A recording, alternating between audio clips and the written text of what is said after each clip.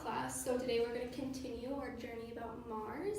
And so we're going to watch a quick videos about the rovers that are sent to Mars, because that's what we're going to read in the rest of our book. So, just everyone pay attention and let's watch it. And since January 2004, we have come closer than ever before to unraveling some of the Red Planet's secrets. NASA sent identical rovers, Spirit and Opportunity, to explore Mars. Their mission was to find signs of water. After an approximate 7-month journey, Spirit and Opportunity bounced their way onto the Martian surface. Spirit was the first to land on January 4th, 2004, in an area called Gusev Crater, a site scientists speculated may have been a lake. 3 weeks later, Opportunity came to rest in the Meridiani Planum, an area containing exposed minerals. These golf cart-sized rovers set out to build on the work of earlier NASA Mars missions. Mars site. Okay, so we're gonna stop there. So from this video, what do you guys think about rovers? Why are rovers sent to Mars? To build stuff and explore more on the planet. Yeah, so they're there to explore more and to find out more information about Mars. So, we're gonna jump into our vocabulary words for the day.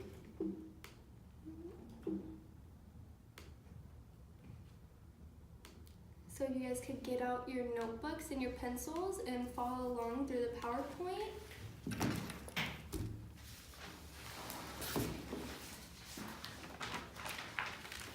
And if you guys have any other questions with the words, just let me know.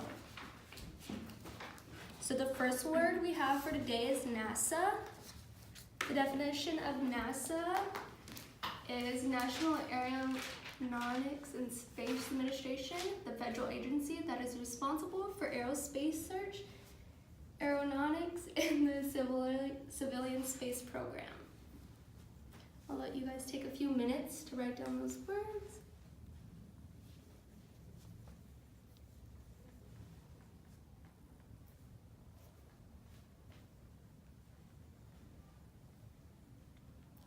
Okay, it looks like most of you are done, so let's go to the next one.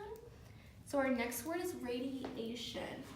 The definition of radiation is a powerful and sometimes dangerous form of energy that is transmitted in the form of rays, waves, or a stream of particles.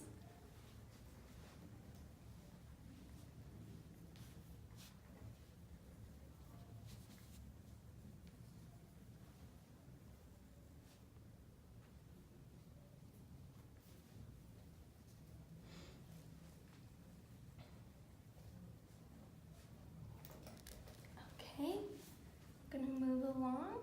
So a rover is what we just watched our video about. Like we said, they are sent to Mars to explore. So the exact definition of it is a space exploration vehicle designed to move across the surface of a planet.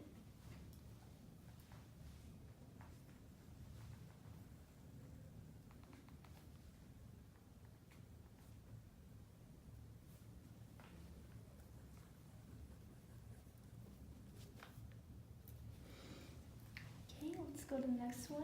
The next word is hematite. It's an iron-rich mineral that usually forms in water.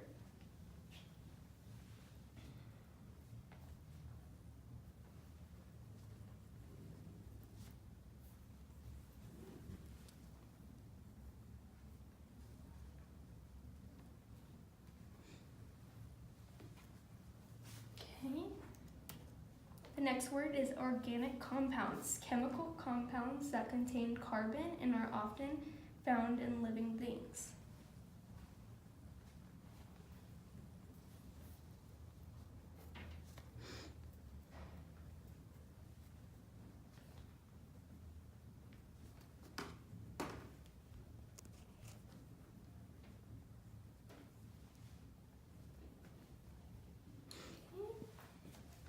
That was our last word for the day. Everyone could put their pencils down. Okay, so So we're gonna open our book. We're gonna start reading today where we left off yesterday. So we're gonna go from page 32 to 50.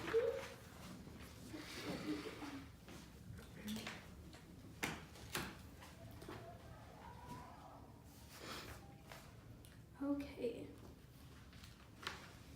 So, like I said, we're gonna start off by reading about the rovers that are sent to Mars. Isn't that so cool? Yeah. Yes, I love rovers. Okay, so this page, on page 32, it starts off with the first visitors to Mars. In 1962, NASA, can anyone tell me what the cute word NASA means? National Aeronautics and Space Administration. Awesome, thank you. The National Aeronautics and Space Administration in the United States began a series of flights to Mars and other planets. It was called the Mariner program. Mariner 4 made the first successful flight to Mars. NASA launched the space probe in November 1964. Mariner 4 took nearly 8 months to get near the planet. It came as close as 6,000 miles from the surface of Mars. On board Mariner 4, a camera took pictures of the planet and scientific instruments measured the temperature, gases, and radiation. All the pictures and measurements were sent back to Earth by radio signals.